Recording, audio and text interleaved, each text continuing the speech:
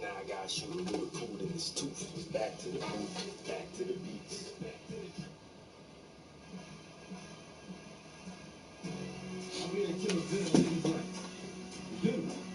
Oh, this was my jam right here, yo. This was my jammy jam.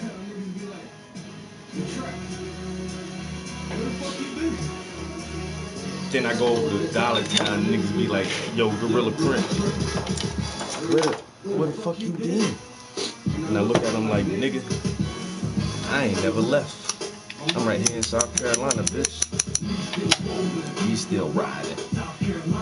We supplying. Did y'all keep buying? Y'all just lying.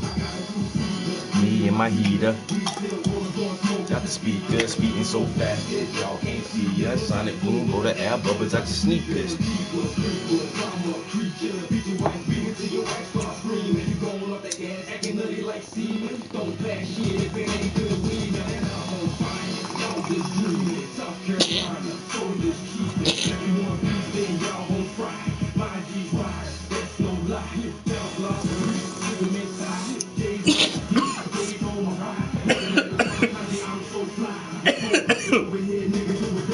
God damn.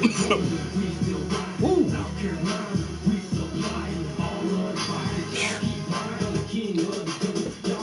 Got my damn glasses fogging up. Woo.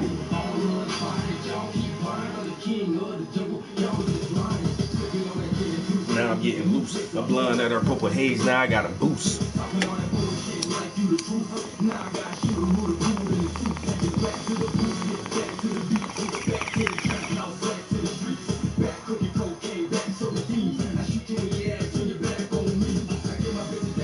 In a bag of weed.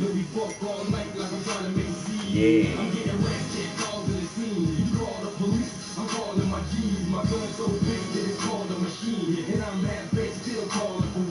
South Carolina gonna blow a new time, couple thousand in my pocket and $1 million on my mind. We still rolling, we still riding. South Carolina, we still flying. All of the fire, y'all keep buying. I'm the king of the jungle, y'all just lying. We still rolling, we still riding. South Carolina, we still flying. All of the fire, y'all keep buying. I'm the king of the jungle, y'all just lying.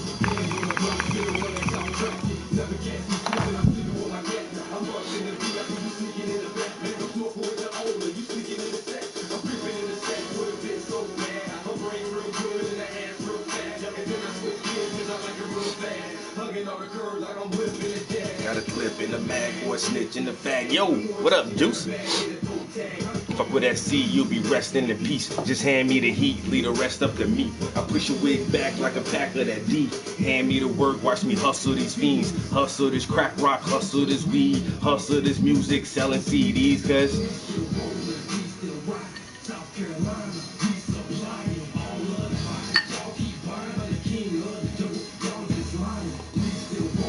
same old shit, bro.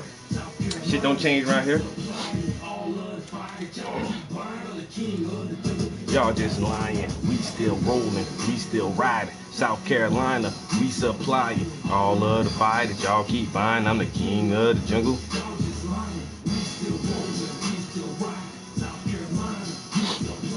All of the fire that y'all keep buying. I'm the king of the jungle.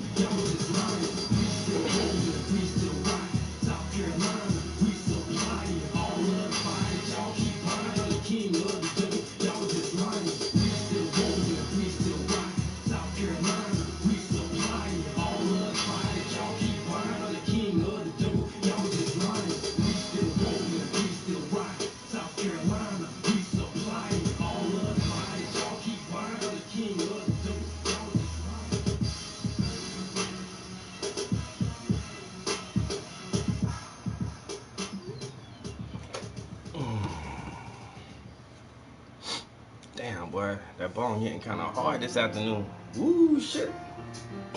What's good with you, though? I got a little unboxing. Got a little box of shit right here. I don't do everything accordingly. I do a lot of things I ain't supposed to. But one thing I try not to do, though, is lie to the kids. My little man from Mac Daddy a question, I try to tell him the truth every time. Motherfucking lighter done ran out.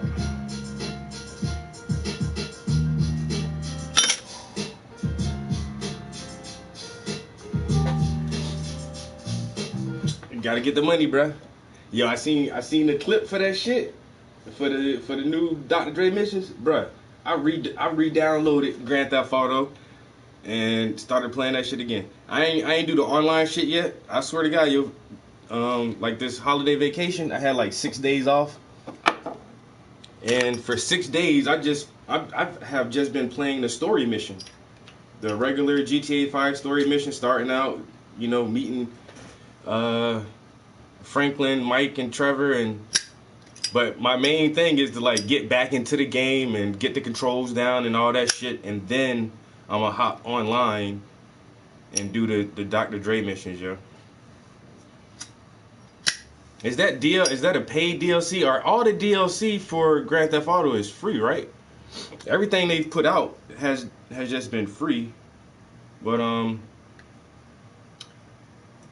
not sure if like my levels are high enough, because I know like some of those heist missions you gotta have like a certain level or a certain amount of money or something to get them started. And like say my online character, man, I'm like on level 20 or some shit, yo. I barely played GTA Online. This is the first GTA 5 is the first time they made a on. Calm down. Here, go get her.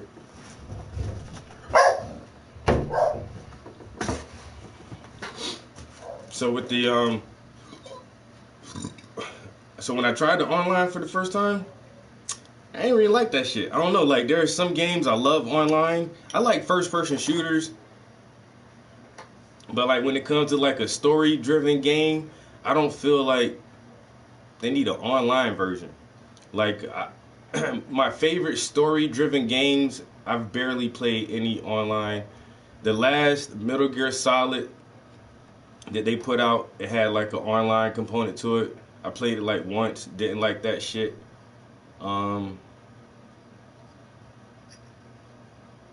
The Fallout series is another one of my very favorite series.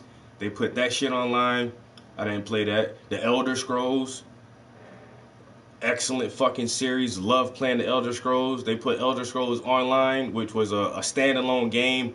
I bought that shit, played that shit for like about 2 weeks.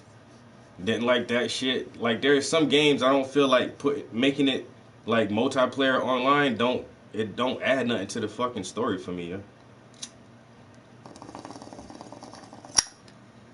So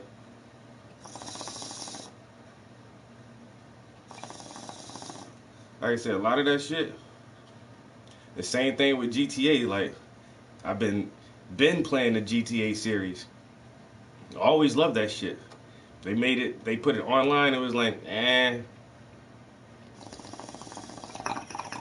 or whatever. One game that they made an online version for it. I mean, the online port that I did enjoy was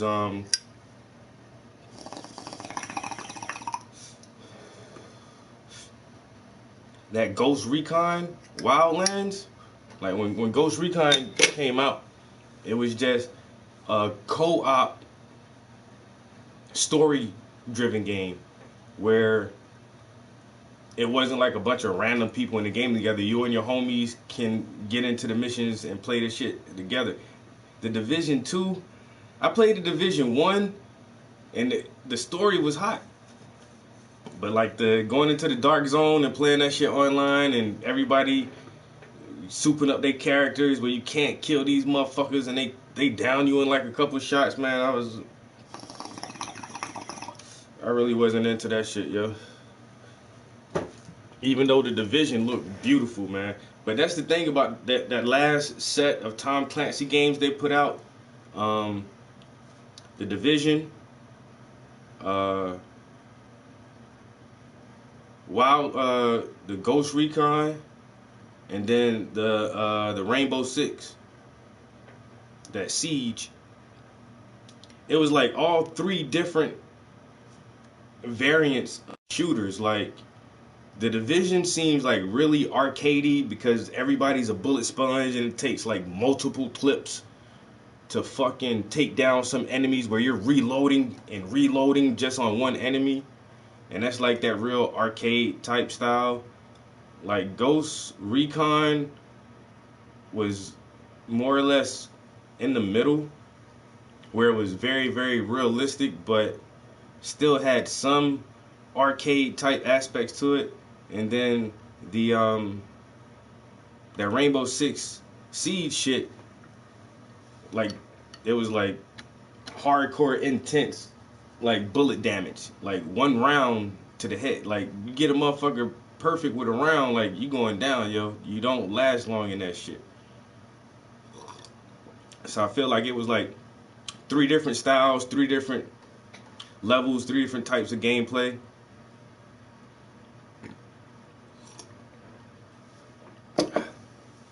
But yeah, I definitely wanna play that Dre shit.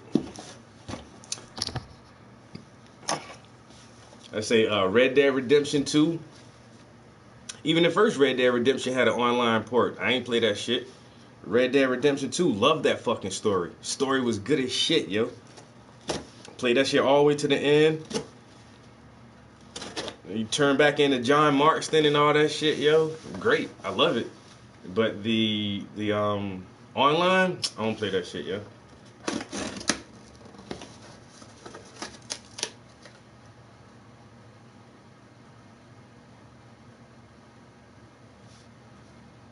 You gotta buy the building first. You gotta own the agency building.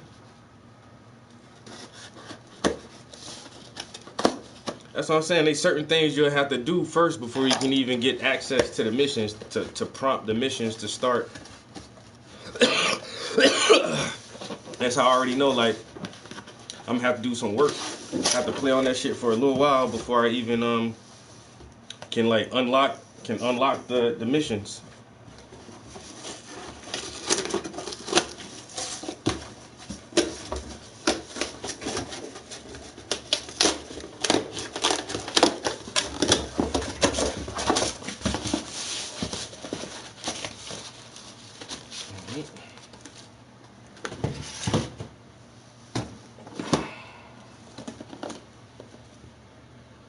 Got that fucking projector.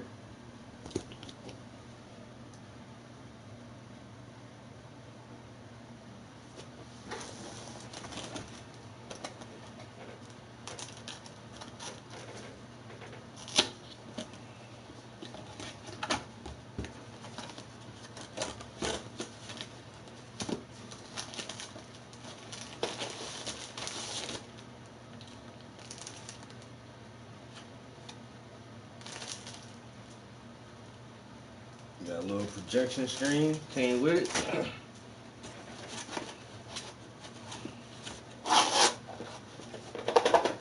Box of attachments.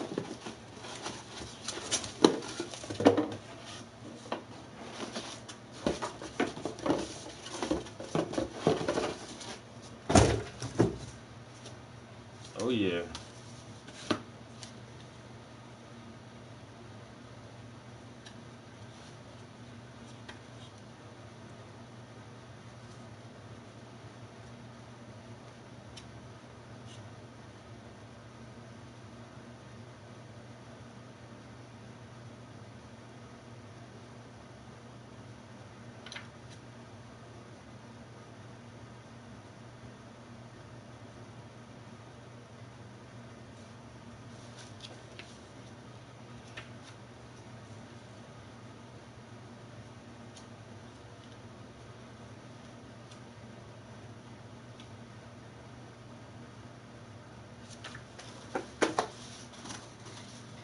Hmm.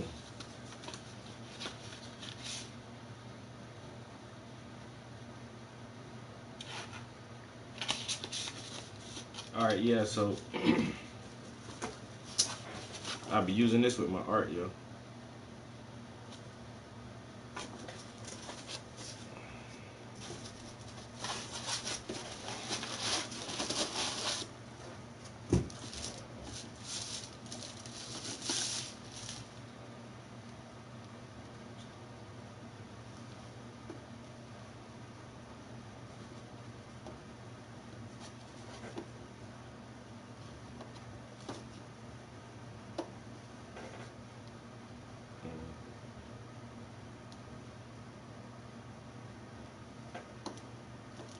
No, it's just like I said, it's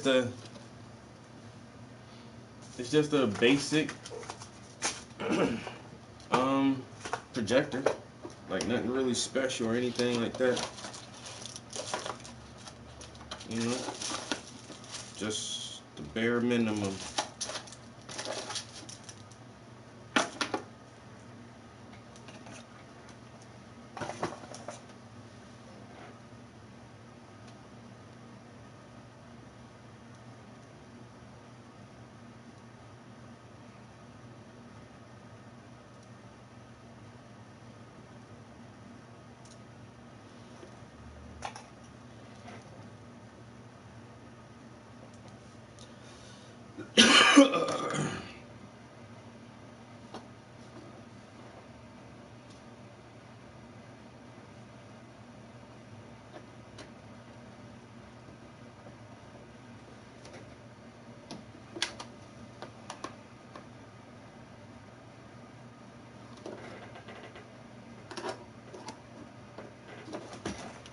Mm.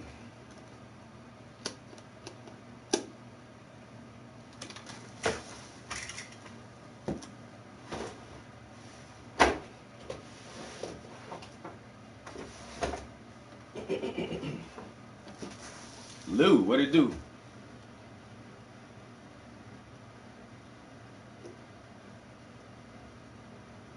What camera?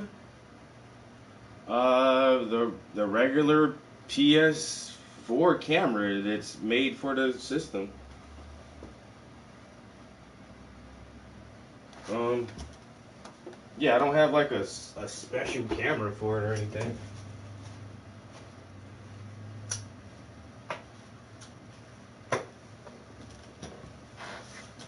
I have the the newer camera for the PS5,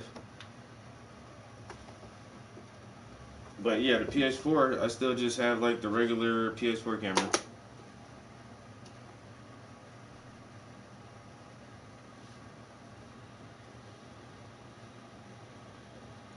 Wow.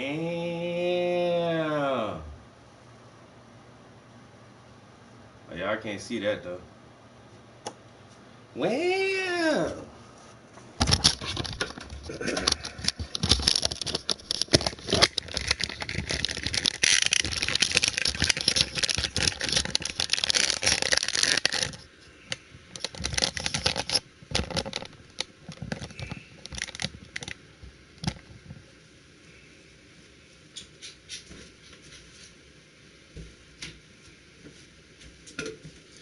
Well. You can't find one? Bruh.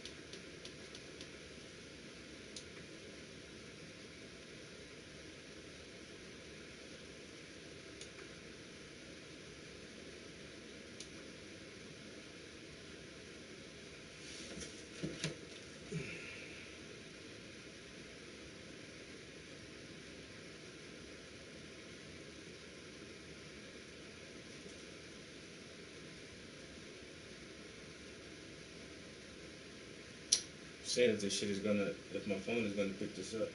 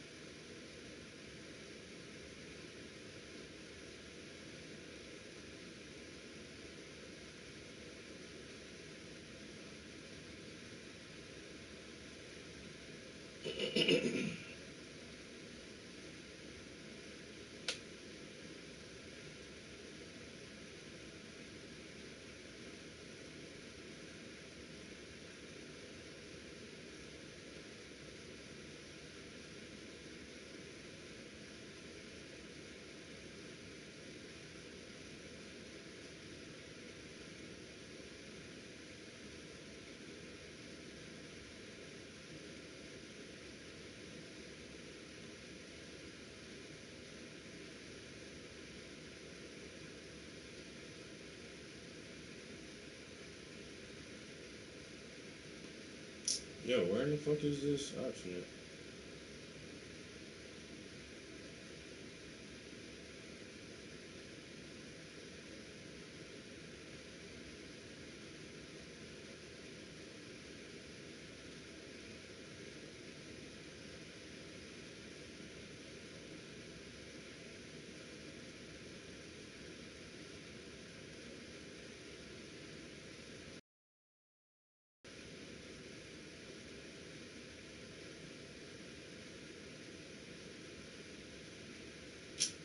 Yo. The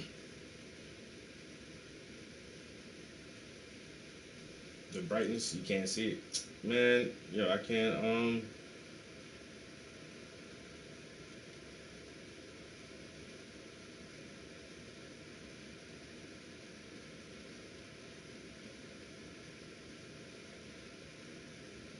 I don't see the screen mirror option on my fucking phone.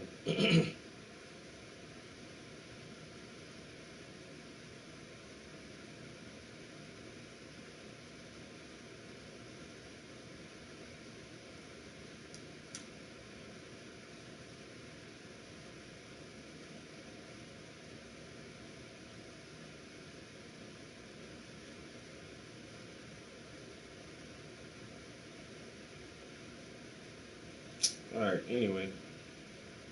I don't know.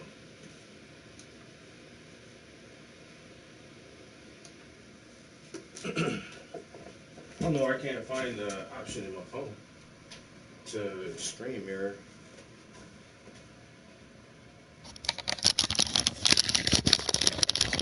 I'll figure it out.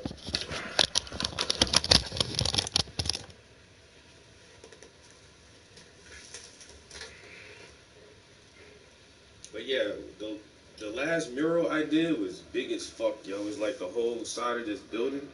And me and my homie, like the guy I had help me do it, that's all he does is murals. And he had a fucking projector, yo. And we projected the image on the side of the building and then just outlined it like that. I'm like, yo, I'm gonna just do that shit with my own art, yo.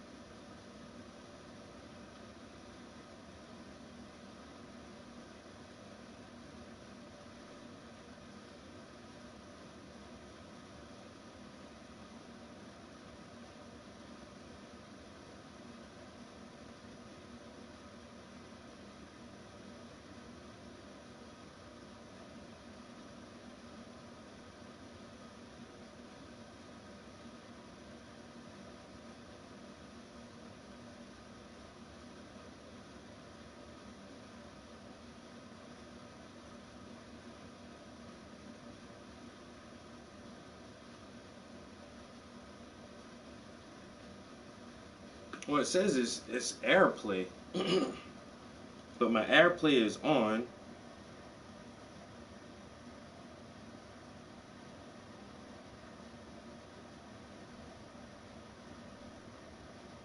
Hmm.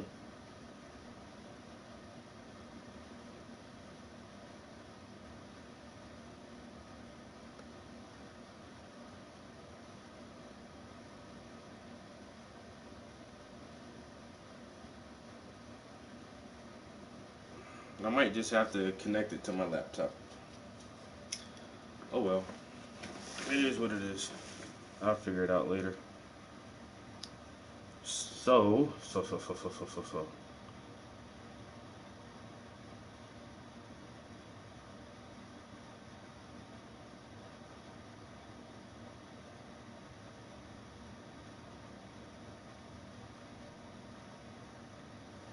Alright. Let me put that down before I get sucked into that social media.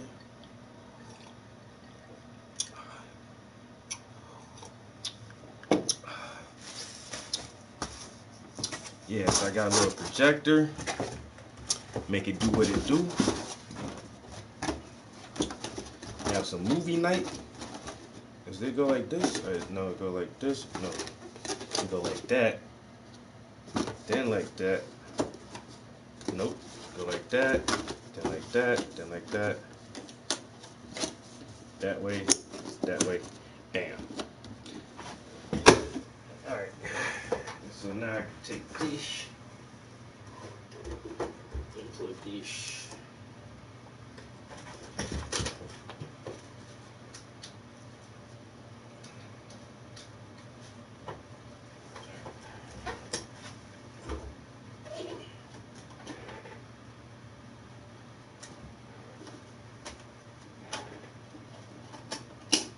That. All right.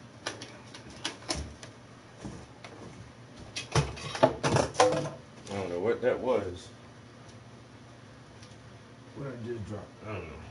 But I'll pick it up later.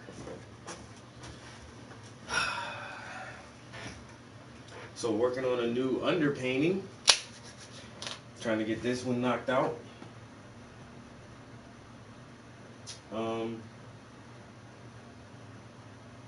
Yeah. Really pushing these still lifes kind of hard right now.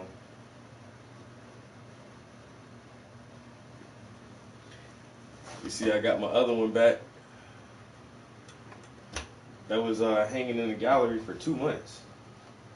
It was there all of November and, well, most of December. I just picked it up yesterday. I had 13 paintings hanging up.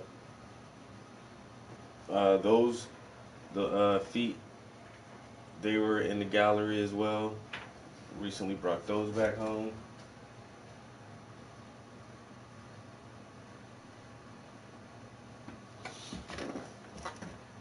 But yeah, I've been I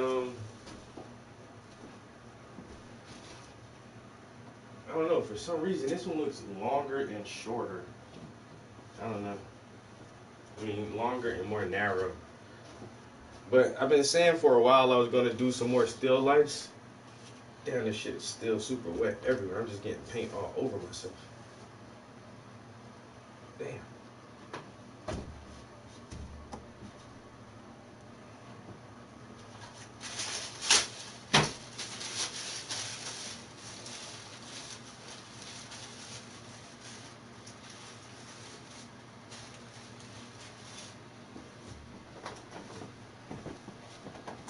Where the fuck is my baby oil at?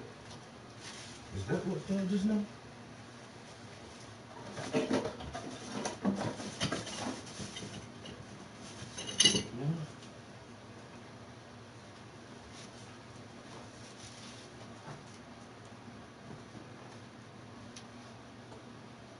Hmm. Oh, there it is.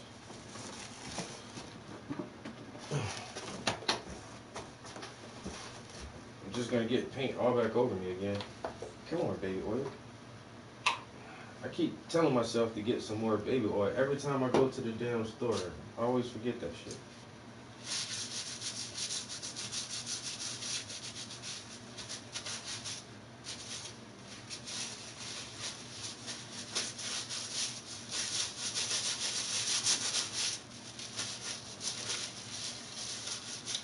Bougie.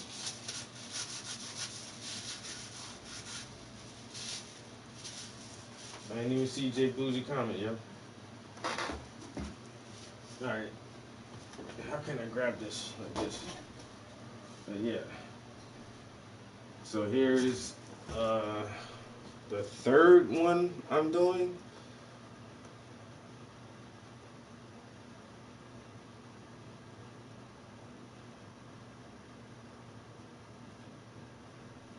Some CDs and records and an old phone and some headphones and shit.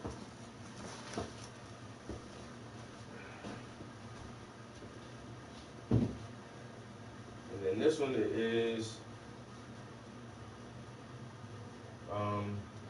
like some art stuff. That one is mostly music.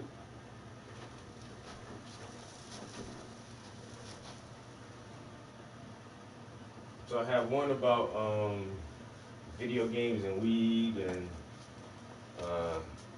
movies and liquor. And then we got some with music. And then we got this one with some art stuff in it. So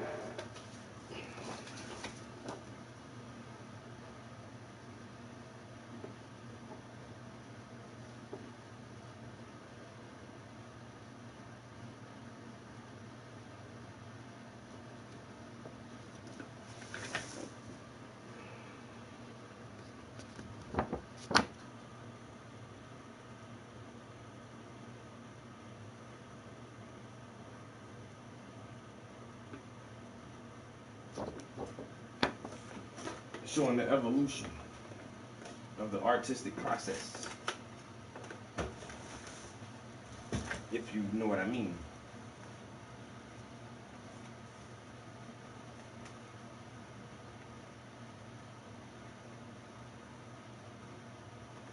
Yep, there's my phone.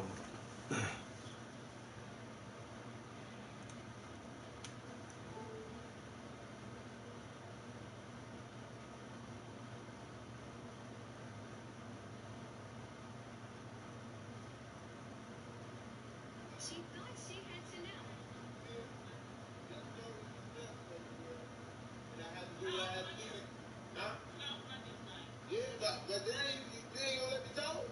Dang, this a big step for me. You feel me? At the end of the day, that was a lot of work. You hear me? A lot of work, because I could have did anything else.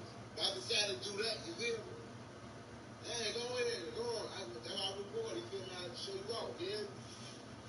Yeah, you know that rapper. For myself.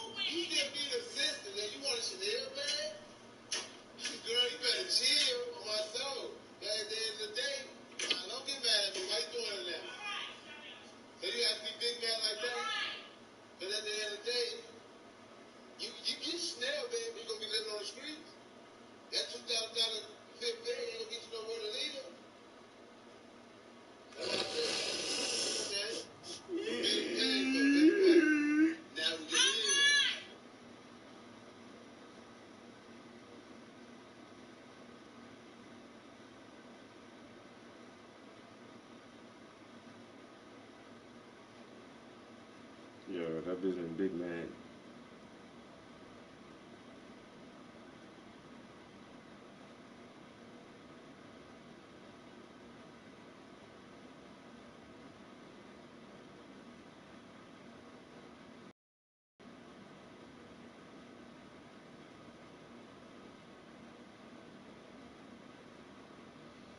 Yeah, my homie sent me the link. That bitch been mad as shit.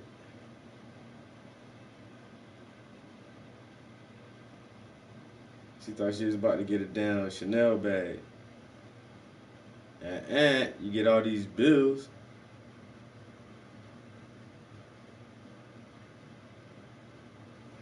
That's all you get, all these bills.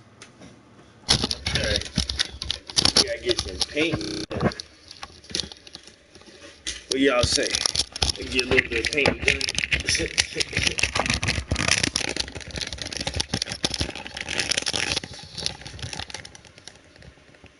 Try to get a little paint done on here. Some shit. Get a little shippy ship. Take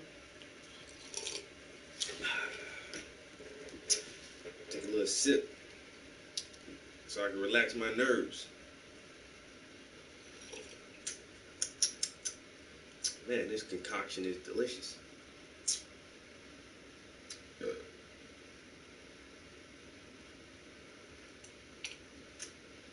Alright, so what I want to do is, what I want to do next.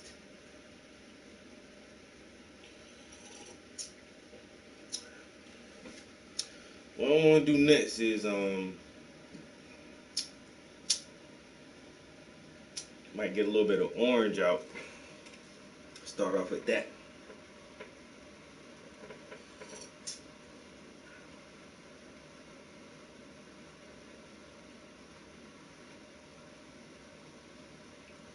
Just a little bit though.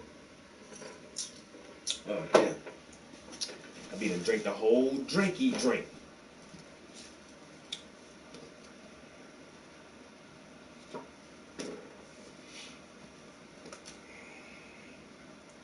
I might do an Instagram live real quick, yo.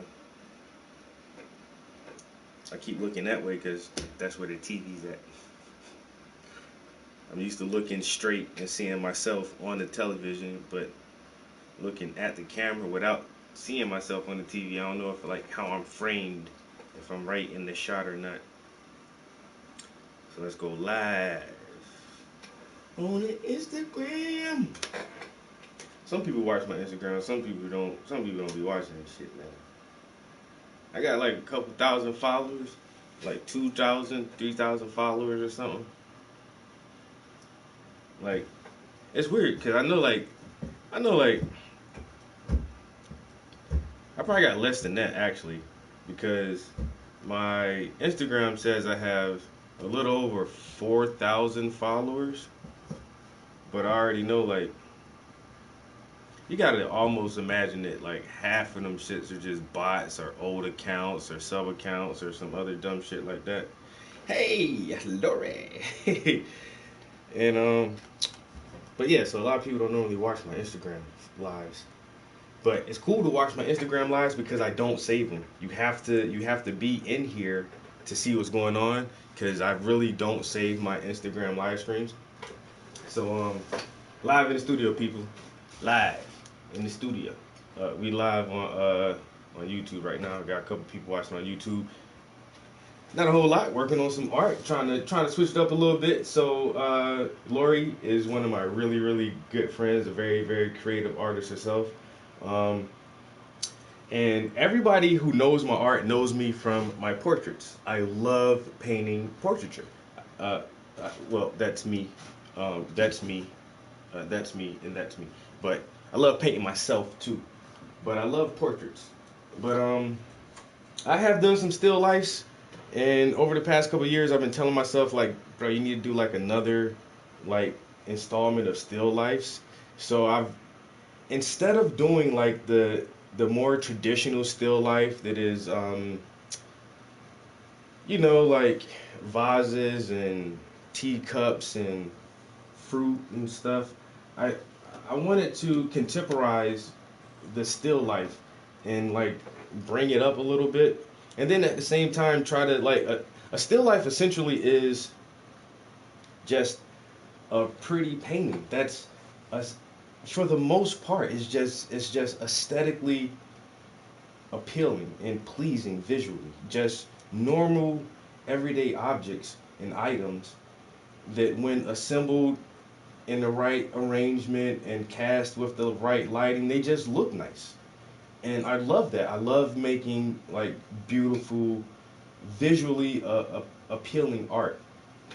But at the same time, like I feel like uh, watching my good friend Richard Huck produce his artwork and the way he tells a story with his still life arrangements. I'm trying to do something similar in that vein, and so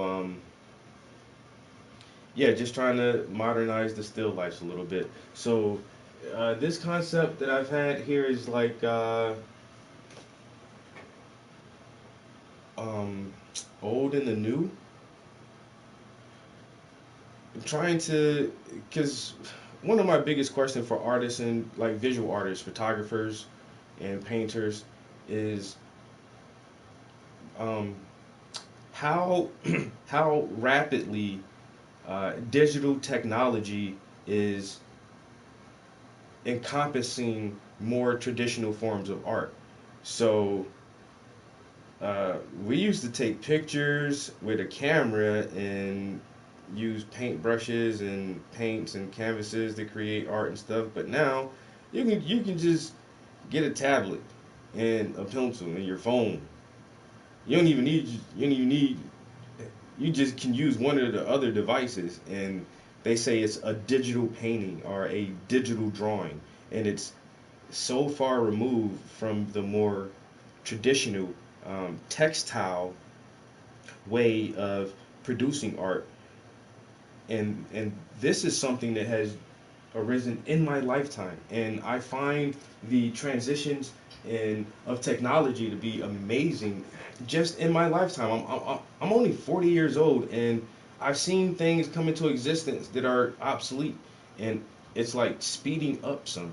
And so I think right now is a pretty good time to like document the end of certain technology and the immersion of new technologies. Um, the first time I really thought about this concept was uh, when I personally noticed that payphones no longer exist. Like there aren't any more payphones, and I don't know. Just when I realized that for the first time, like years ago, I was like, "That's weird." Like that is so weird. Like we don't use that form of communication, that form of technology anymore because it's obsolete. Where it was, kind of essential at one time. And uh, like musically in my lifetime, I can remember like my parents talking about 8 tracks and things like that that I've never like experienced or witnessed that form of musical technology. I understand like we come from records to 8 tracks to cassettes, but the cassette tape was my first way of listening to music. And I remember when the compact disc came out, and now like we don't even use compact discs anymore. Nobody buys CDs anymore. Eh, People just stream all of our content. And so like just trying to document this rapid change in our technology that they're calling the fourth industrial revolution with um, the rise of the internet for the public, robotics and AI integration and all this stuff now that is basically saturates our life so much that it's normal. Like it wasn't there just a few years ago. And like a lot of more traditional, what we would consider traditional things are just like obsolete. So I want to try to like capture this in some still lifes, which seems like a pretty easy way to do it and fun. And once again, just trying to put like a more contemporary spin on the still life. So I'm enjoying these right now. Like I said, I'm working on this underpainting here. Um, I have another underpainting that's complete. So this one is ready to go. Whenever it dries, I'll start the second layer on here, which is an old, what is this, a rotary phone? You remember those? I remember that. Like my grandmother had one of these phones and some records and a stack of CDs, but this stuff isn't used anymore. But I can still remember this stuff.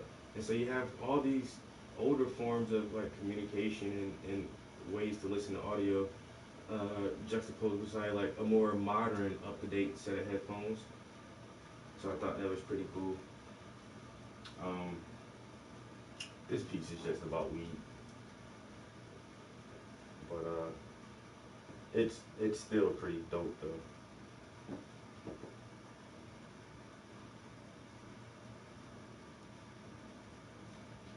But yeah, so my next few paintings um, that aren't commissions are gonna be these still lifes here. The last piece I did. Bronx. What up, bro? So yeah, we about to he said that's my favorite. It's really good. It's a really good piece. Like I said, I've thought about that for a long time and just wasn't sure if people would take me serious as a serious artist depicting something like that. But my Todro series went over pretty well. Um, and so yeah, and then that's something else too. I'm at the point now where for years I've been kind of apprehensive about certain imagery that I depict in my art, just because I don't I don't want people to like I don't know like think it's not good art just because of the content. But now I'm so comfortable in my craft, and I feel like I've produced enough art that people realize I am a serious artist. And so I feel comfortable enough to paint whatever the fuck I feel like painting now. I'll just paint whatever I feel like painting. And that game night painting, I've had that idea for years, and it's just like, will people get it? Will they not get it? The Todro idea, I've had that for years, and was just so apprehensive about painting it because, like, will people accept it as valid art? And it's just like, I don't care. I'm just making some art that I enjoy, some art that I like, some art that I want to see, some ideas that I have that seem to me to be original. I know there's very few original ideas left, but just trying to stay true to my own concepts and thoughts and ideas. And so like I've hinted on like my pro marijuana stance for a long time, with especially with the Dank series, and I've done some other little where you know. But yeah, I'm good now. Like I'm more confident now, and it doesn't really matter what people think about my art. I'll just continue to paint what I want to paint. Hopefully, it will be uh, received well, but if not, oh well, my art isn't for everybody. Simple as that. The art ain't for everybody. But yeah, once again, working on these still lifes, really enjoying this. Yo, them brushes. Yeah, that Malcolm X was fire. Fire.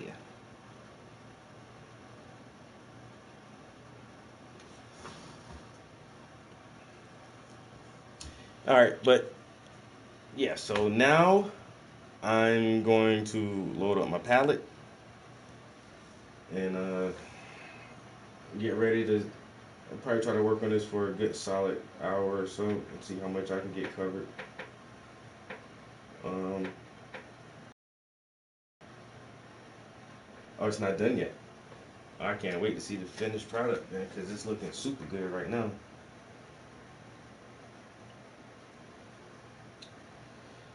All right. I hate to say bye, but I am currently live on my YouTube channel, so if you guys are absolutely bored and don't have nothing to do for the next few minutes or whatever and still want to hang out, definitely go over to the YouTube channel. I'll be in here, like I said, at least another 40 minutes to an hour or so. I've been in here for about an hour now, just really talking to you guys, talking about some art, unboxed a new projector. So I'll be in the studio for a while. Holla at y'all later. Peace.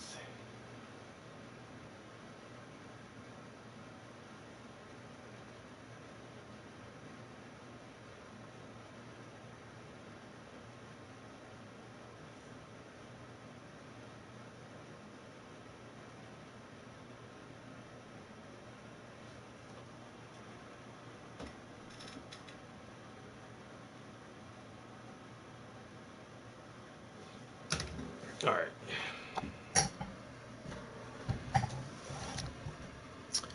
What I need is what I said. I need some orange. And I'm gonna have to jack that canvas up a little bit. Let me back this back up 1 second. See, I'm not all the way in my shit. You know what I'm saying? So orange. Here it is. Let's grab a little bit of this. Put that right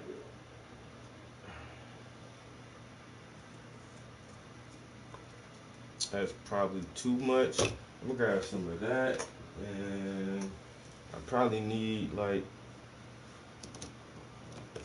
some brown, some more brown. I use some of this burnt umber. If I can get this thing open. Come on. Ooh, boy, when that paint dry up, boy, that should be hard. Don't let your paints dry. Don't let your paints dry. Alright, next. That's good, that's good. Let's jack this up a little bit. I think I got one more click on here. If I hit the ceiling. And then, since that ain't high enough, I use my trusty handy dandy book stacker. Bam! There we go. Let's find something interesting to listen to.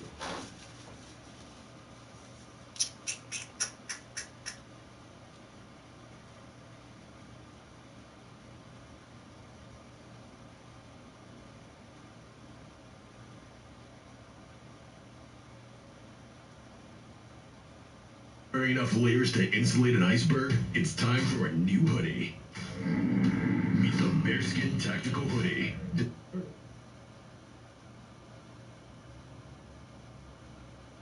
100,000 people.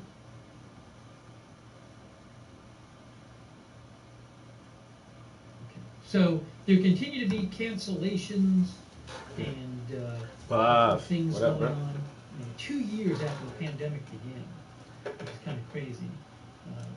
It's still going on. We really don't appreciate the fact that email is still free. This is true. Ooh, hold on.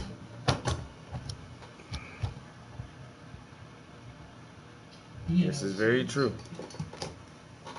B&O said if you go to newsnodes.com/US and you click on You know what? show I don't think until now, since you mentioned it, that I appreciate the fact that email is free. This, and then go to live data. Where can I find live data? Week over week. It's here somewhere. Show live data.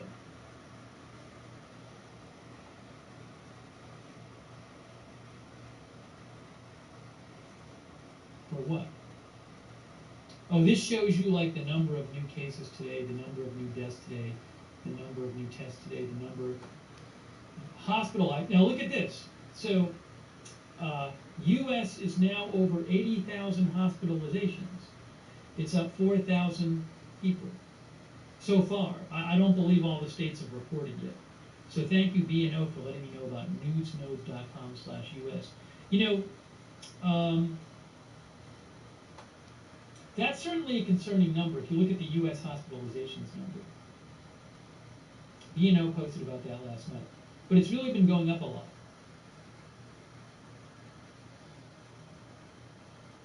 Right here. Just a couple days ago, it was in the 60,000s. Now it's close to 80,000. Now it's above it. Actually, by the end of the day, it's already above. It's not quality email though. But you can see this was last night.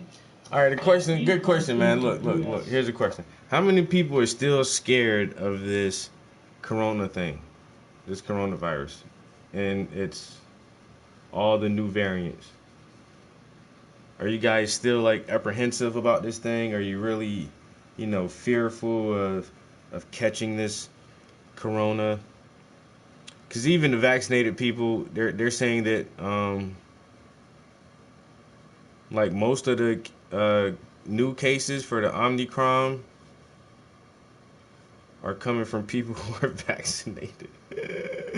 Which just seems so weird. It seems backwards.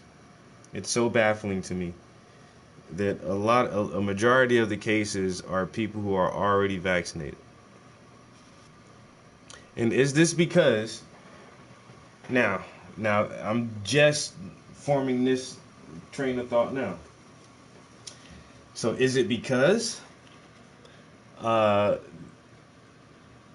people who test positive for Omicron is because they're so scared and they're going to get tested, and a lot of these people are like false positives or whatever,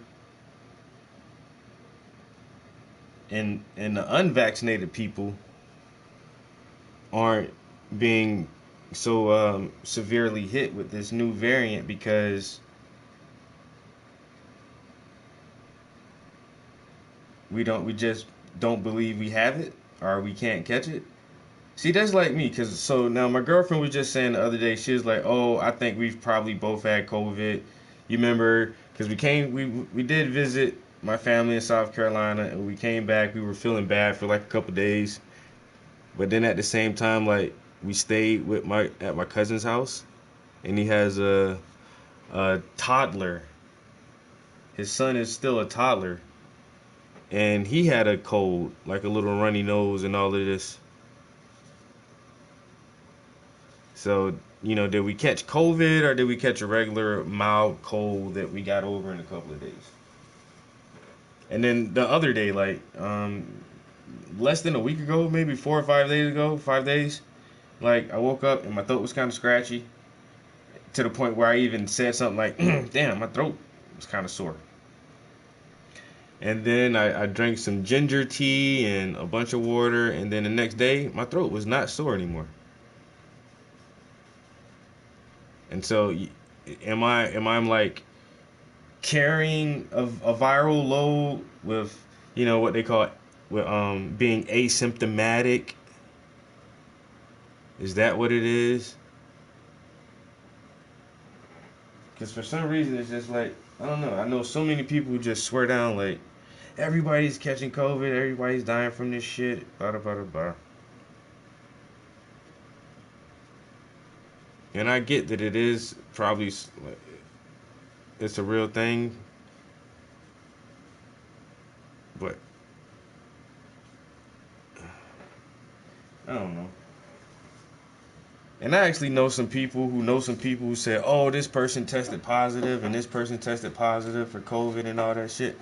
But at the same time, man, I still be like, bruh, it's flu season, man. It's the wintertime, man. It's cold and flu season. Y'all niggas just got a cold, man. Y'all motherfuckers just got the flu.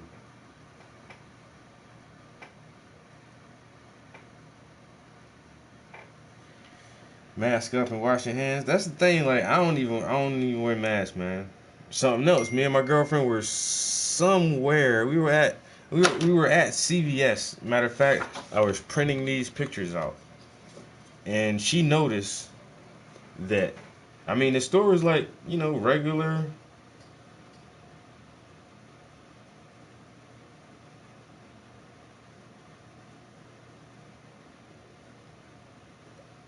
It might be It was just like a regular evening day, and with a decent amount of customers in the store.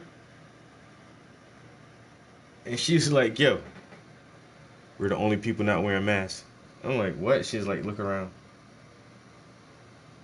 I was like, "Oh shit, that is crazy." We were the only two people in the store. Like all the shoppers, the customers, the store employees. Like we were the only two people, yo. And I was like, "Damn, that's kind of crazy." It made me feel like some kind of way, like initially, like first I was like, "Damn, I'm doing something wrong." Motherfuckers, I ain't doing shit wrong, man. I ain't doing shit wrong. I'm just walking around, breathing air, you know? And then I was like, I thought like I should just start coughing. Just start coughing like real, real hard, yo. And see what everybody's response would be. Excuse me, sir. You should have a mask on.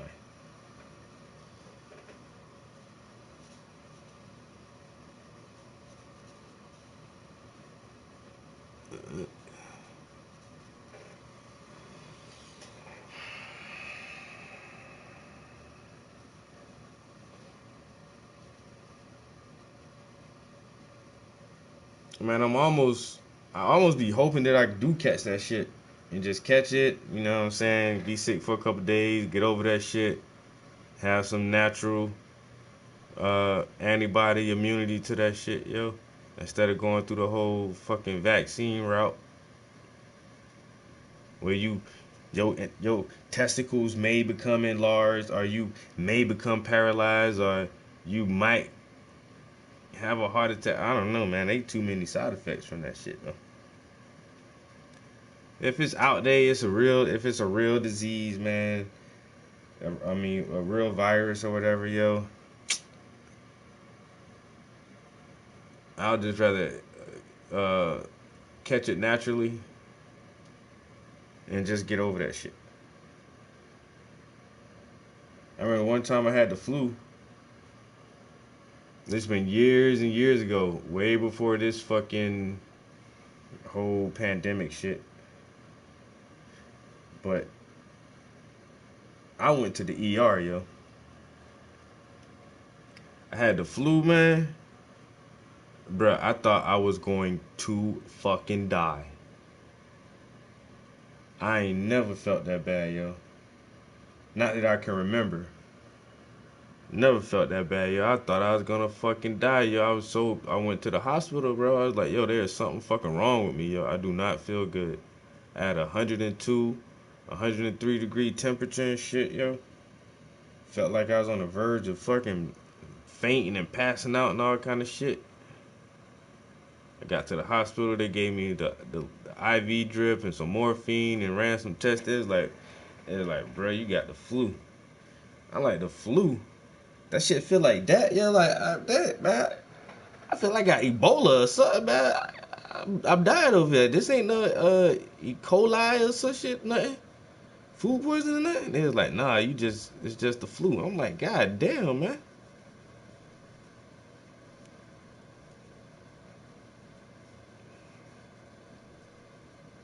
But I got over that shit, and then goddamn, I still ain't never took the flu shot that year. Nothing. I just got sick. Got better. That shit was painful as hell, and I was down for about a week. But I still rather just do that. Just let my body fight this bitch off, yo.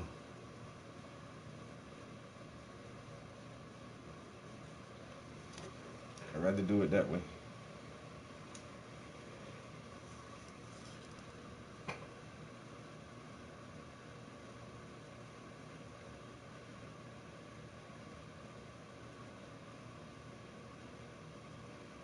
Damn, everybody was sick. You never know, man. You never know.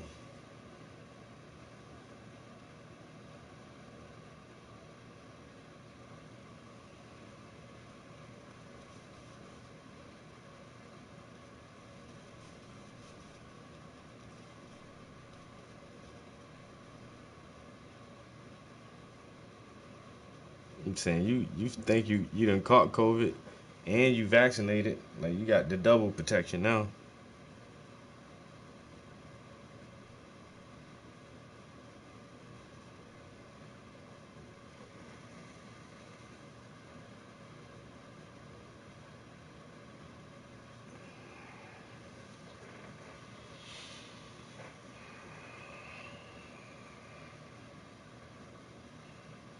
Yeah, we got a COVID testing center open up like in it's a mobile center, and it's in the parking lot of one of the local grocery stores. Bruh. When I was coming home from work just now, yo, the whole parking lot, that shit wrapped around like 3 times. Everybody trying to get their little COVID test.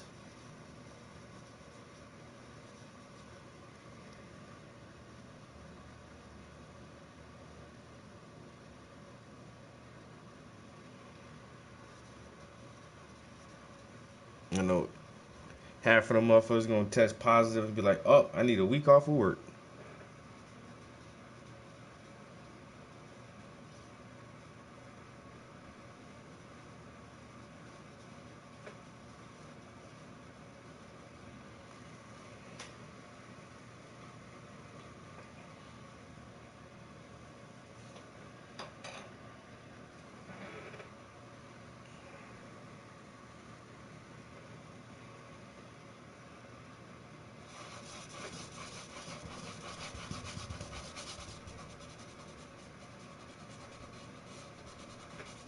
Alright, just really want to do a little bit of that so I can really work on this fucking camera.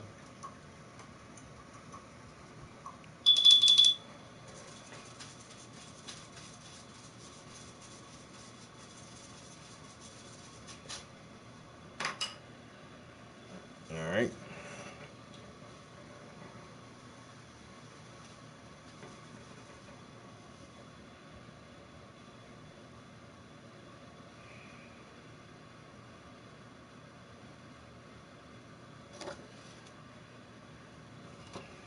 I guess with COVID, up 5,500 in one day.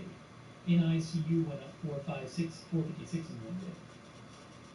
That's a lot. And so, according to News Knows, there's already been about 4,000 additional hospitalizations today, but a bunch of states, I believe, haven't reported. I know, I tweeted about this, Florida hospitalizations, I guess, Florida COVID hospitalizations has gone up about 24% in one day. So, you know, we'll get into some specifics, but a big question is how long does this go on for in terms of, you know, so we're seeing around the world different countries set case records. It's going on in the UK, it's going on in the US, some other countries as well. Does that go on for a week and then things start declining? Does it go on for 3 weeks? I mean, because that's a big difference. You know, if it keeps going on like this in the U.S., you'll eventually hit the. I think the maximum U.S. hospitalizations was around 140,000 total. But if it goes up 5,000 a day, or 5,000-6,000 a day, in a week that's 30,000 more, 35,000 more hospitalizations.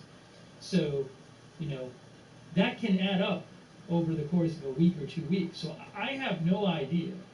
I do not have a sense of how long in different countries you're going to be seeing these big numbers for. But that will add up.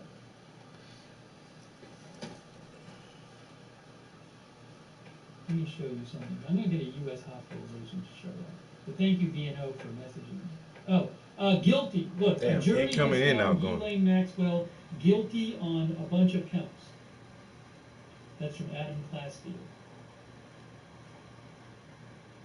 So we're not covering that at the moment, but a jury has found Ghislaine Maxwell guilty, accused of being involved in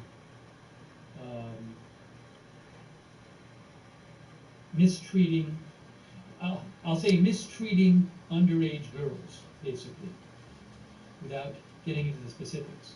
I don't know all the specifics of the trial. So 5 of 6 counts.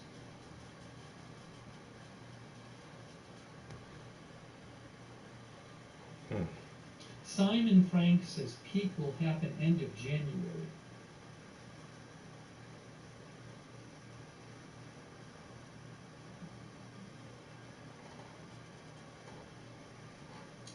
I saw, I've seen some different estimates of this. Andy Slavitt, who I think used to be a White House advisor for COVID, he did an interview last night, and he said the peak, I'm trying to remember what he said, but I think he said sometime like, it's going to be several weeks, like well into January. Like if that's the case, let me see if I can get you what he said. I mean, if that's the case, that's like a long time.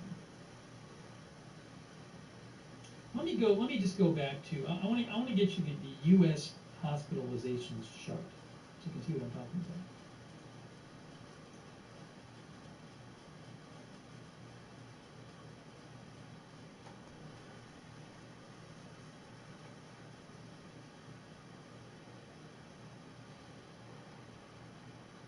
Take some comments from you as well. Where did I get the U.S. hospitalizations chart? I was looking somewhere. I had it. Oh, I think the New York Times had it.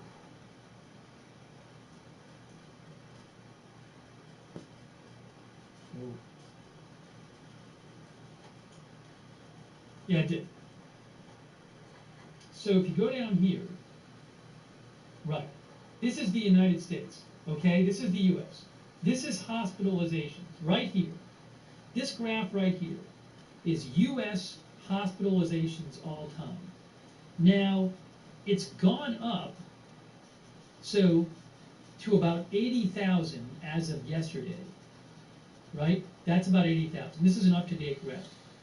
So that's total COVID-related hospitalizations. That's past the peaks of 2020, except and then early 2021, it maxed out at about 135,000 or so. And then with the Delta stuff going on in later 2021, in the fall, it maxed out at around 100. And now it's about 80,000. According to News Nodes, they say that as of right now, where does it say show live data, it says that as of today, and I'm assuming there's more states that need to report, it's up to 82,695, up about 4,000 today. So it went up about 5,500 yesterday. It's up about 4,000 today. Suppose it keeps going up 4,000 every day. I don't know if it will. Suppose the number of people in the hospital in the U.S. for COVID hospitalizations goes up 4,000 every day. Well, if it does that for 2 weeks, just doing the math, that's 56,000.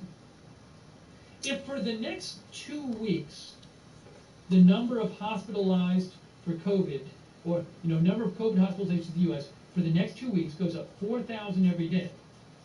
And I think it's going to go up more than that today, and it went up more than that yesterday. But let's just say for 2 weeks it goes up 4,000 every day. That's 56,000, and that would put it at about 130,000. And 130,000 would be, I think, close to the max it had ever reached. Because that's, you see, that's in the 130,000 range. So, the going up several thousand each day is going to really add up over time. In the U.S., that's a lot of people. And again, I've heard, some. So when I hear like an analyst say that the peak is going to be, later in January, say I don't know when it's going to be, but that's several weeks from now. So that certainly would be putting a strain on hospitals. I mean, if you get the number of patients equivalent to the all-time high for COVID patients. But again, I don't have a good sense of this. I don't know what the hospitalization numbers are going to look like every day for the next 2 weeks, or 3 weeks, or 4 weeks.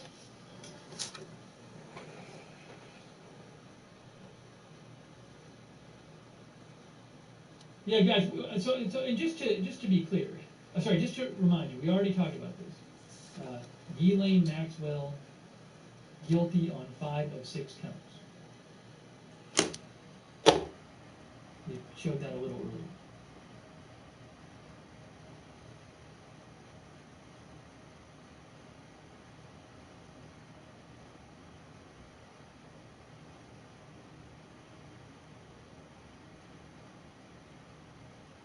Bespoke Post, they just send you a cool box every month.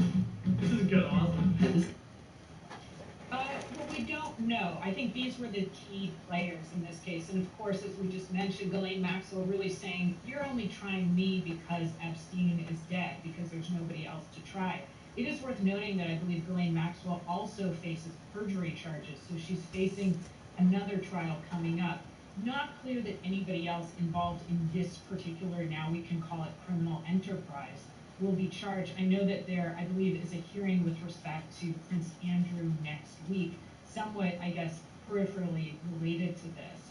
But in this case, I think what Tarika said is so important, which is there were 4 women who came forward in this particular case to talk about the criminal enterprise, and there were a lot of other women who came forward from outside the courtroom.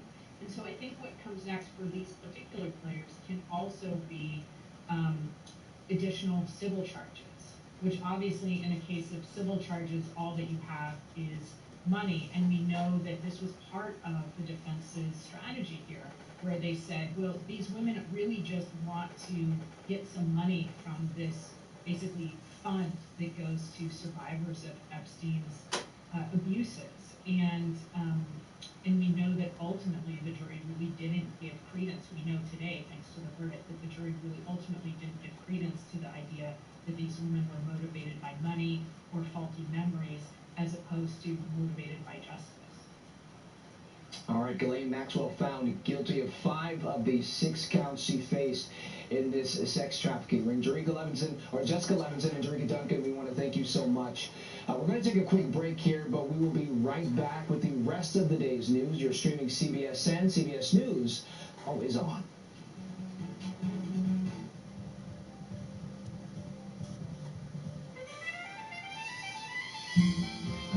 Welcome to CBS Mornings. Up next, stories you'll be talking about today. That's a big deal. People stop me on the street and say, I always learn something new every day when I watch your show. This morning we're going to begin with some good news. You just put me in a good mood. Just follow me. I'll lead the way.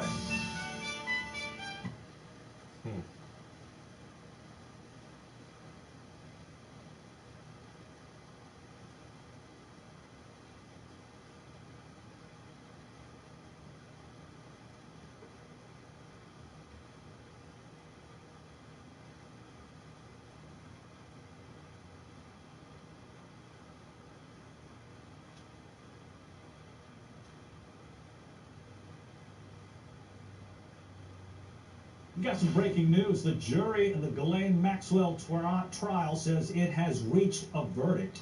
She was charged with sex trafficking girls for the late Jeffrey Epstein. The Prosecution presented a case involving several dozen witnesses, including 4 women who say they were abused by Epstein as teenagers with Maxwell's help. Maxwell's attorney said she was simply a scapegoat. We're going to keep tracking this breaking news, and we're going to bring you the latest when we get what that verdict is.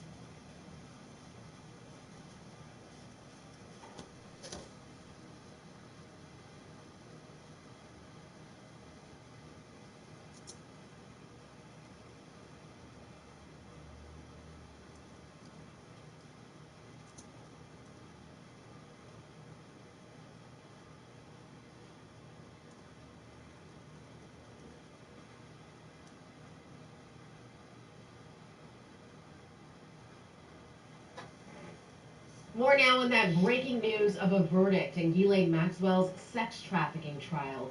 Jurors have found Maxwell guilty of 5 of the 6 counts against her. They deliberated for 5 full days. Now here is a breakdown of the charges she faced. Count 1, she was found guilty. That's conspiracy to entice minors to travel in order to engage in illegal sex acts. On count 2, she was found not guilty. That was enticement of a minor to travel to engage in illegal sex acts. Count 3, guilty, conspiracy to transport minors with intent to engage in criminal sexual activity. Count 4, guilty, transportation of a minor with intent to engage in criminal sexual activity. Count 5, guilty, sex trafficking conspiracy. Count 6, guilty, sex trafficking of children or by force, fraud, or coercion. The 59-year-old pleaded not guilty to all counts and faced up to 70 years in prison if she was convicted on all counts. She was accused of helping recruit underage girls for Jeffrey Epstein to sexually abuse at his Palm Beach home and elsewhere. You may recall Epstein died by suicide in jail in August of 2019 while awaiting trial. Maxwell's counsel maintains she was charged only because he died, and they say she has been held in unusually harsh conditions since her arrest back on July 2nd of 2020. Her requests to be released on bail were repeatedly denied.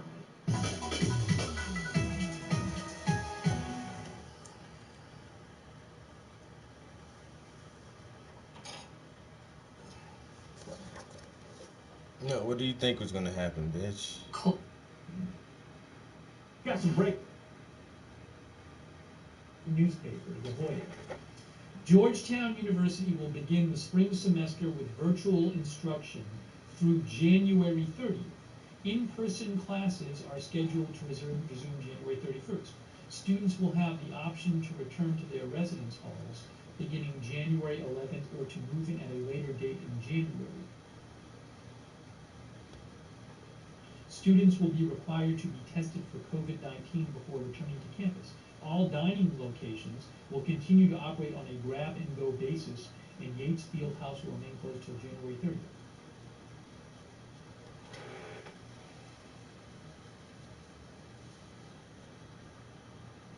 Okay.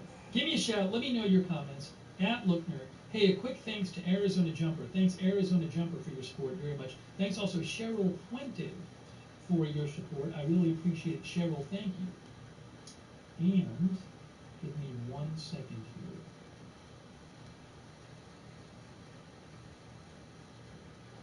Lee Cyclops says 2022 coming in strong. And look, you know, I don't know how long this wave is going to be. Data from, for example, South Africa suggests that it'll be a quicker wave than, say, the Delta wave was. But I mean, at a certain point, if so many people are getting it, it's going to move through the population faster. So, you know, maybe again, the big question I have is how long does this go on for? These elevated case numbers from Omicron, the increasing hospitalizations, you know, whatever that at whatever level. Is it? Do we see the records go on for a week? Do we see them being set for 2 weeks? Do we see these elevated, really high case numbers for 3 weeks? I can't tell you. But you know, maybe in a month from now or in February, we'll be sitting here saying, oh, well, on the positive side, we're done with that. But I don't know. I can't tell you. Lauren Ann Schwartz, thanks for your support, Lauren Ann Schwartz. Thanks for the Facebook stars. See if I can find.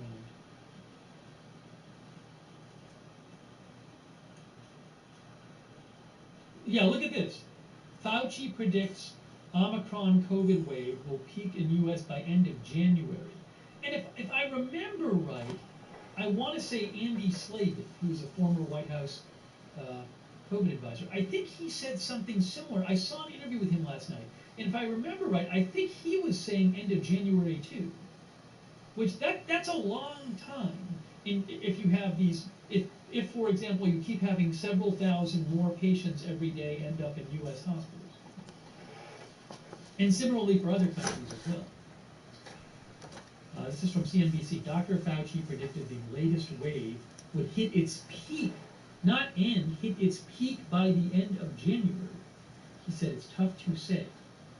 He said, I would imagine, given the size of our country and the diversity of vaccination versus not vaccination, that it will likely be more than a couple of weeks, probably by the end of January. Dr. Fauci today predicted the latest wave of the pandemic may hit its peak in the U.S. by the end of January. He did say it's tough to say at what point the current surge in infections and hospitalizations fueled by the Omicron variant will start to recede. It certainly peaked pretty quickly in Africa, he said. It went up almost vertically and turned around very quickly. I would imagine, given the size of our country and the diversity of vaccination versus not vaccination, will likely be more than a couple weeks, probably by the end of January.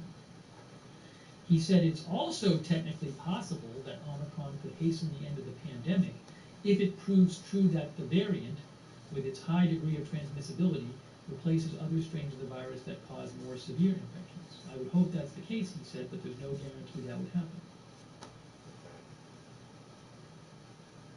He says, this virus has fooled us before. Remember, we thought with the vaccines everything was going to be fine, and along came Delta, which threw a monkey wrench into everything. Then came Omicron, Fauci noted. Experts have been pleased to see, he said, recent data from numerous countries show Omicron infections are on average less severe than those from Delta.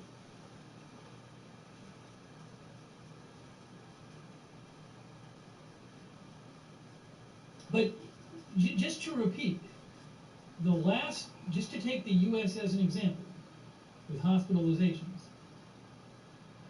Yesterday, the number of hospitalized people in the U.S. went up by 5,500. See? 5,500. That's from yesterday. That's being on newsroom. Today, if we go to news nodes and we hit refresh, it has gone up by almost 5,000. The number of hospitalized COVID hospitalizations in the U.S. has gone up by almost 5,000 today. So that's 10,000 in 2 days.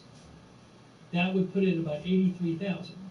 And as I mentioned before, the number of hospitalizations in the U.S., it peaked, the absolute high from COVID was in early 2021 at about 135, 140,000 there.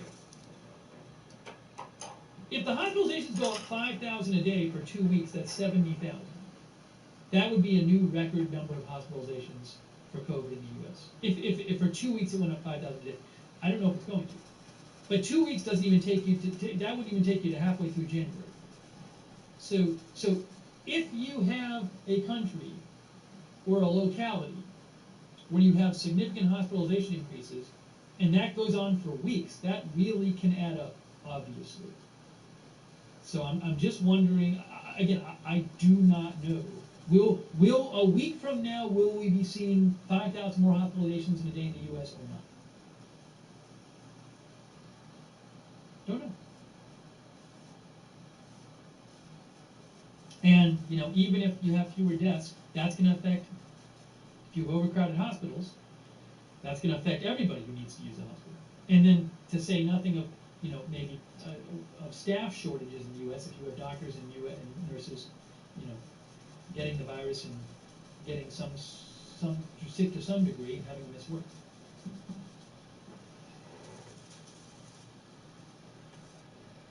So that's something I'm certainly concerned about, and I'm sure there's other countries in similar situations as well. Little Bird, our viewer, says, I'm so tired of all of this. Me too, but it's what's happening. There's a bunch of more comments I want to get to from you guys.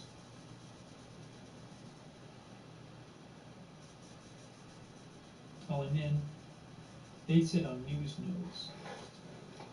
So, B&O told me, Michael from B&O said there's a chart for hospitalizations. Now, where's the chart? Data? Where's the chart for hospitalizations? That I can't find. Oh, down here. I didn't realize you could scroll.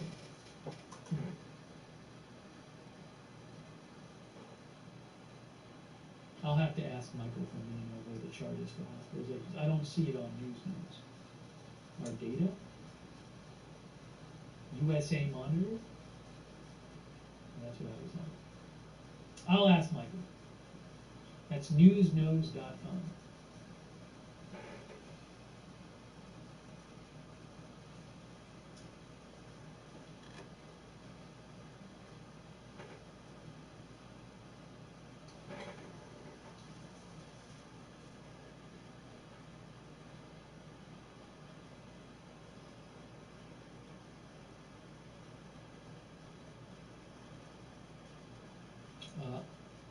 Apocalypse Note is getting a booster tomorrow. Good. The scientific consensus is that the booster is the best way. Getting a vaccine booster is the best way to protect yourself from severe illness and hospitalization from COVID.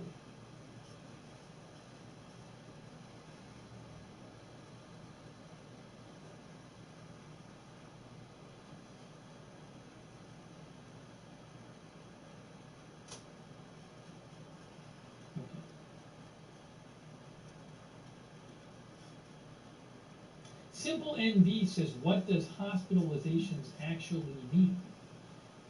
A visit to the hospital or intubation. So hospitalization, intubation would be would be like one of the most severe kinds of hospitalizations. So if you go, for example, to News Notes, they talk about currently in hospital and currently in ICU. And then different countries, I know like in South Korea, they'll have hospitalizations and they'll have critical cases. So different countries or different states will give you different numbers.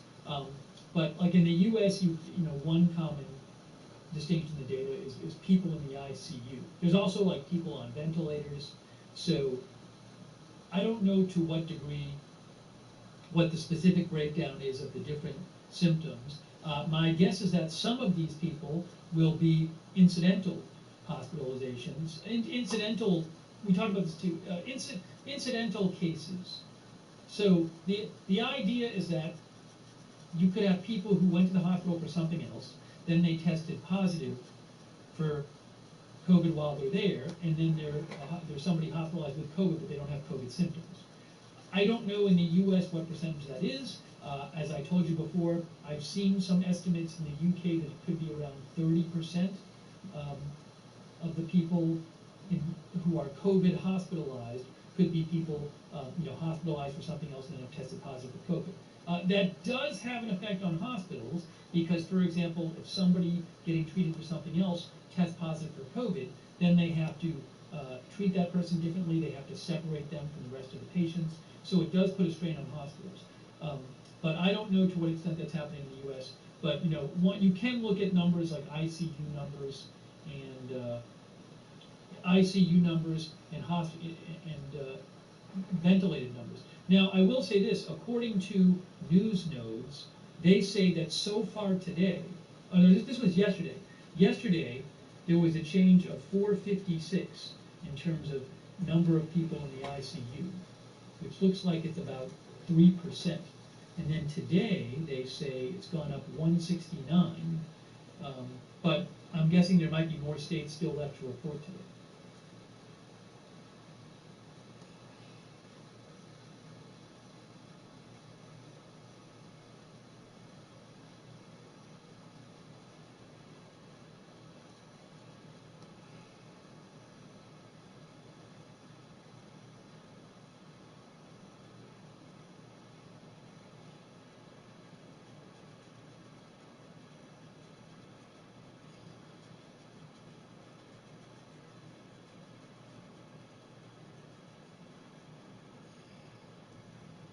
A couple of people messaged me about Massachusetts.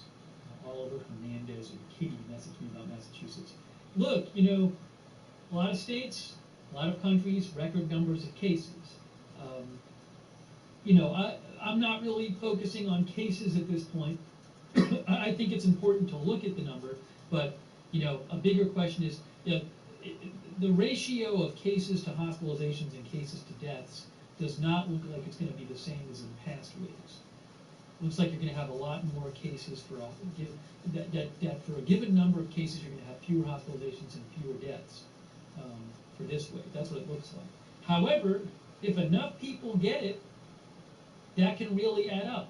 The number of people in hospital can really add up, even if it's, on average, a milder variant for them. So you can see it says Massachusetts reports 15,000 new cases as positivity rate top 13%. Is this a record for them? I'm not even sure. So news. I want to know what's going on with their hospital data.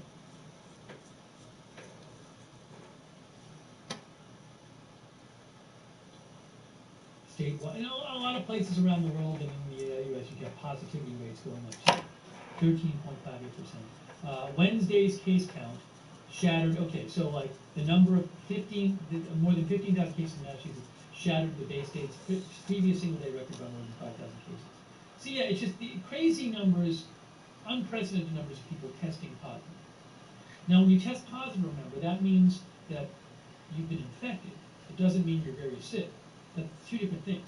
Being infected is when the virus gets inside you and starts replicating, and it replicates to a certain amount. And once you get enough virus inside you, as it builds up inside you, then you're going to test positive.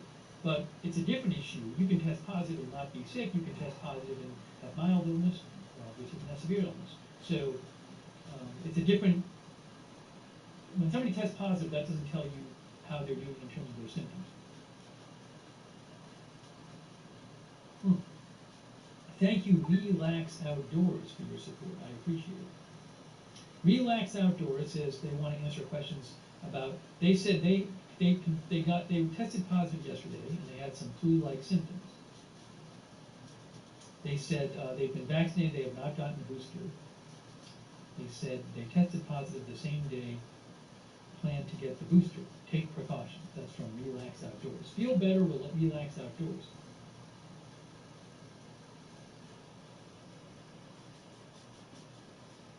Our viewer Dodger fan says, we have a substitute teacher shortage in our district. If a lot of teachers have to quarantine isolate, we may be forced to go remote temporarily. It's interesting, in the U.S. and around the world, I don't know to what extent that's going to affect schools. Teacher absences. Teachers are like everybody else, I assume, and a lot of them are going to test positive, and maybe if they're, especially if they're vaccinated, they might not get severe symptoms. They might get some sort of illness and have to miss some work.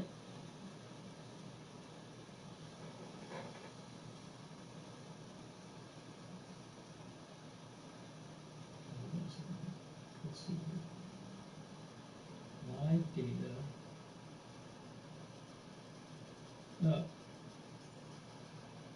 Here it is. Thank you. I figured out how to get the chart from Michael from BNO News told me. This is at News Nodes. So this is the U.S. currently hospitalized, and this is up until yesterday. Now it's over 80,000. Now it's right around here. It's like in the low 80,000s. And it's gone up about 10,000 in 2 days, according to News Nodes. So if it goes up 10,000 in 2 days, in 2 weeks it'll go up 70,000. If the hospitalizations in the U.S. keep going up as they've gone up the last 2 days, over the next 2 weeks, you're going to get up to here in 2 weeks. I don't know if that's going to happen. I hope it doesn't happen.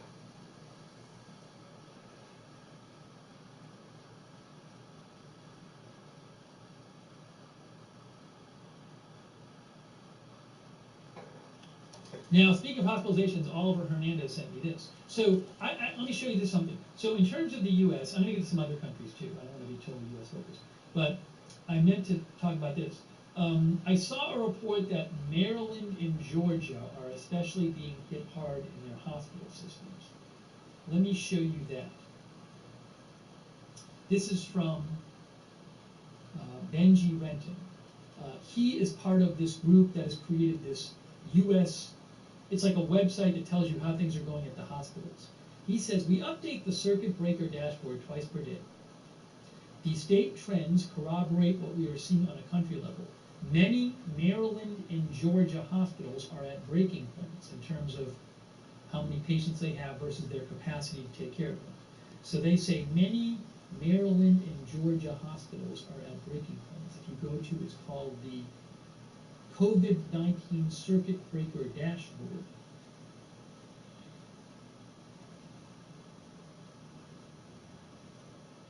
And then they talk about the hospital situation, and you can see here they have the two countries in yellow, which means hit circuit breaker. Oh, it says circuit breakers are short-term restrictions regardless of vaccination status designed to slow the spread of COVID-19. The goal of these circuit breakers is to specifically flatten curves so hospitals do not become overwhelmed. So I think this is, I don't know that they have, it says hit circuit breaker. I think this is telling you, I don't know for sure, it's a little confusing. I don't think this is telling you that they have put certain restrictions in these two states. I think it's just telling you what the numbers look like. I think it's about like what the numbers look like, and they're saying the numbers were reported, of course, to them in Maryland and Georgia. So speaking of that, one of our viewers, Gabriel, was it Gabriel who sent me this? Oliver Hernandez sent me this. Fox Baltimore, today, Maryland set a new record for pandemic hospitalizations, reporting 2046 people receiving COVID care. Oh, and then there actually are circuit breaker regulations going on in Maryland right now. Hospitals suspend elective surgeries. Some counties great big mask mandates. So if you look at here, with more than 2,000 patients hospitalized with COVID in Maryland, hospitals statewide are required to suspend elective procedures in efforts to manage patient census levels.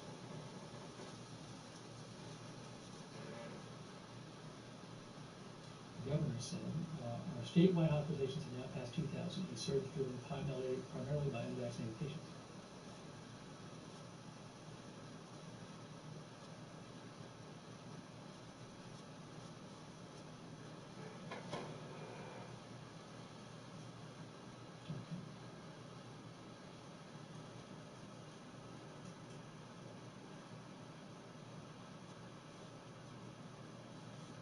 And then here's something about Georgia hospitals.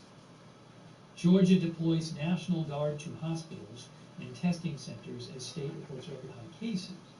ABC News. Georgia is planning to send the National Guard to hospitals and testing sites.